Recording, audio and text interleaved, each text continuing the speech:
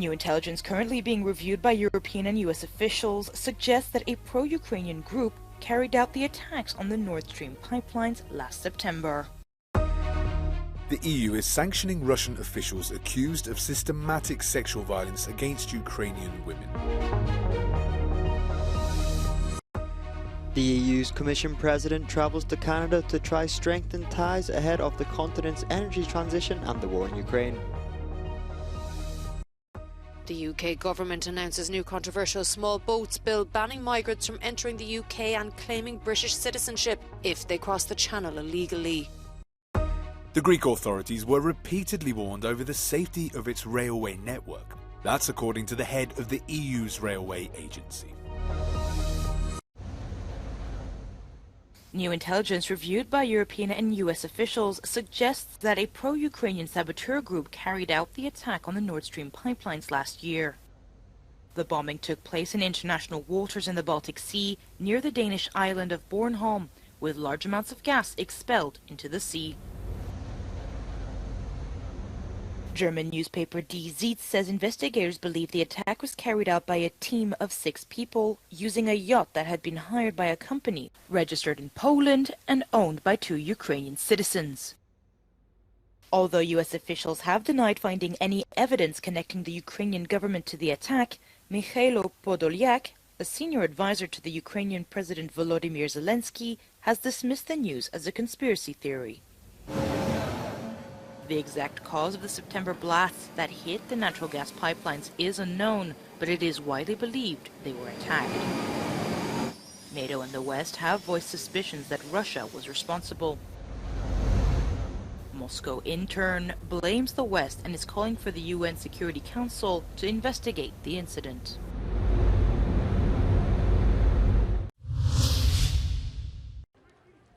The EU is sanctioning for the first time the use of sexual violence as a weapon of war. It targets Russia for its actions in Ukraine, but not only. The decision by EU member states on Tuesday takes aim at 9 individuals and 3 entities. Brussels says they're responsible for sexual violence and violations of women's rights in 6 countries, including Afghanistan, Iran, and by Russia. The Vice Chair of the Women's Rights Committee in the European Parliament tells Euronews it's a clear step before the setting up of a legal procedure in the courts. Yo creo que las sanciones que se han adoptado son positivas, aunque hay también mecanismos más garantistas, como puede ser el que establece el Estatuto de Roma o comisiones de la verdad, ¿no?, que permitan no solamente identificar autores y sancionar, sino también reparar a las víctimas e implementar políticas más integrales. The EU's human rights sanctions regime that was established in December 2020 targets crimes of sexual violence for the first time and comes on the eve of International Women's Day. Eugenia Rodriguez Palop says the symbolism is important, but that the bloc can do more to be seen as a leader in this area. Intentamos desde el Parlamento que la violencia de género fuera considerada un eurodelito y no lo hemos conseguido, o sea que hemos dado algunos pasos adelante, pero también podíamos haber dado muchos más. Among those sanctioned with asset freezes and a ban on entry into the EU are also people and entities from South Sudan, Burma and Syria.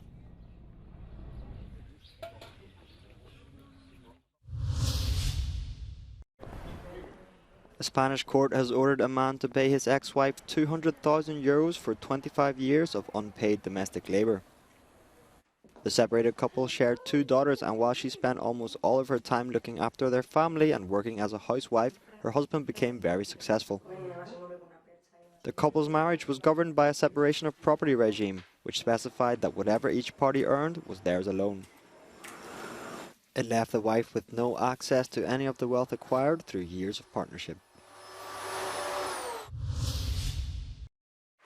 European Commission President Ursula von der Leyen addressed the Canadian Parliament this Tuesday as part of her week-long visit to the country.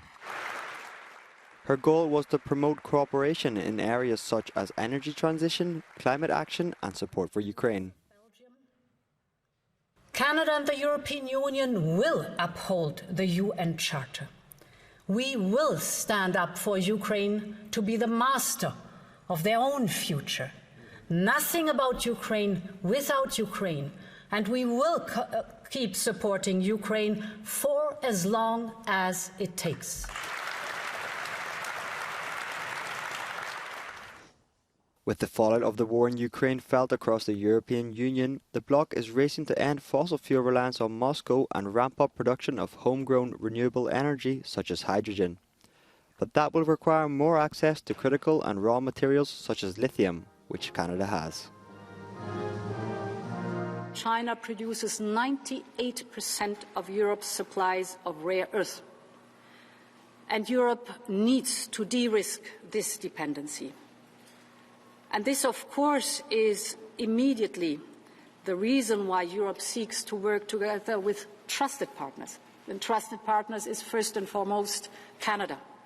Canada is actually the only country in the Northern Hemisphere with all the raw materials needed to produce lithium-ion batteries.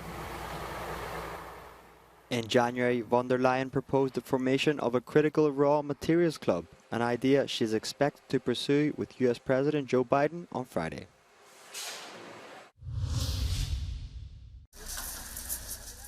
The UK has launched a tough legal crackdown on migrants arriving on its southern coast in small boats. Under a proposed new law, with the exception of children and the medically unfit, those arriving by such craft will be detained for up to 28 days and then deported. The minister responsible says it will deter people smugglers. They could and should. In the coming years, developed countries will face unprecedented levels with pressures from ever greater numbers of people leaving the developing world for places like the United Kingdom. Unless we act today, the problem will be worse tomorrow, and the problem is already unsustainable. But critics, including the opposition and NGOs, say the plan is unethical and that the government is taking the wrong approach. If the government wants to actually try and fix these issues, what it needs to do is it needs to focus on creating safe humanitarian routes for people to get to the UK, and it needs to focus on clearing the existing asylum backlog. And it can start by processing claims from people who are from countries where it is a near certainty that they will be given refugee status in the UK. The government has acknowledged the legislation possibly breaches UK human rights laws and is bracing for legal challenges. But the opening of a new small boats command centre by Prime Minister Rishi Sunak underlines the government's determination to push ahead with the scheme.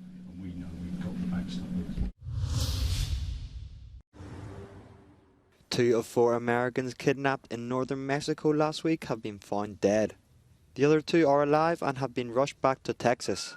They were found in a wooden shed on the outskirts of the Mexican border city of Matamoros. The 4 were travelling to Mexico for cosmetic surgery, but were caught amid fighting between rival cartel groups and are believed to have been mistaken for drug smugglers. A video shared on social media last week shows a man being violently loaded onto a pickup truck.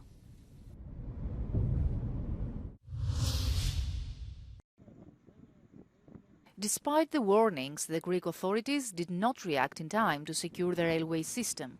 Following the accident that killed 57 people, the executive director of the European Union Railway Agency explained that they have sounded the alarm many times over the past years, and even the latest report in 2022 revealed a gloomy picture.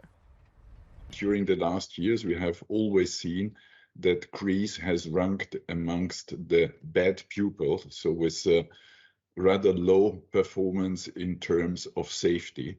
Safety measured in the number of fatal accidents in comparison to the length of the network and the number of passenger kilometers. We have also found an issue with the national investigation body because we have never received any report of an investigation. The EU Commission has spent €700 million on the modernization of the railway system in Greece since 2014 and has planned to dispose of another €130 million in the context of the Recovery and Resilience Fund. At the same time, Greece was supposed to have in place the European train control system since 2020 at the part of the network where the accident occurred. But this never happened. Well, it is certainly problematic that the money has not been spent as planned, and it is also problematic that the commissioning of the European rail traffic management system has been postponed now to 2023. The Greek government has launched an investigation while the 59-year-old station master of Larissa was arrested several hours after the accident and charged with negligent homicide. However, could this human error have been avoided if the automatic system was put in place as initially planned? We do not know what the real root cause of the accident has been, but such systems are there to reduce the risk of human error. And such systems dramatically reduce the risk of human error. So if the system is in place, the possibility for human error would have been drastically reduced. Josef Doppelbauer, along with other EU Commission experts, will visit Greece tomorrow in order to give Greece further support to modernize its railways and improve their safety.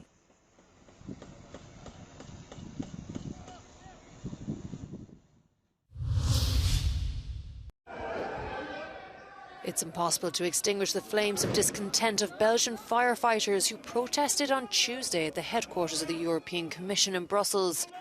The firefighters are demanding salary, budget and personnel increases.